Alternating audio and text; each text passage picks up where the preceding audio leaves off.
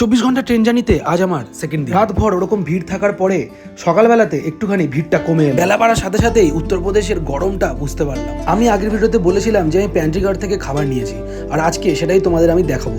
ভিডিওটা কিন্তু পুরোটা দেখতে থাকো, আর চ্যানেল নতুন হলে সাবস্ক্রাইব করে নিও। প্যান্ট্রি গার্ড থেকে অর্ডার করার আধ ঘন্টার মধ্যেই খাবারটা আমাকে দিয়ে গেল, আর আমি দেখলাম যে আমাদের কাছে জল নেই, তাই আমি একটা স্টেশনে নেমে জলটা নিয়ে নিলাম। তারপরে দেখো এই খাবারটা আমাদের দিয়েছিল, এটা ছিল এগ থালি, আর দাম ছিল মাত্র 90 টাকা। আর হ্যাঁ, দুটো ডিমের কারি, ডাল ভাত প্লাস রুটি আর আচার আর টক দই।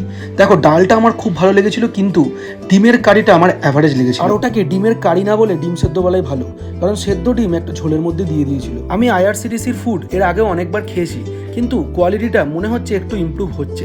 তোমাদের কি মত আমায় কিন্তু কমেন্ট করে জানি। আর সত্যি কথা বলতে, তুমি যখন বাইরে ট্রাভেল করছো তখন এর থেকে কম দামে খাবার পাওয়াটা একটু চাপের বিষয়। ওভারঅল খিদে মেটানোর জন্য বেশ ভালোই খাবার। হরিদ্বারের ভিডিও চ্যানেলে খুব তাড়াতাড়ি আসছে, তাই সাবস্ক্রাইব করে বেল আইকনটা প্রেস করে দিও। বাই।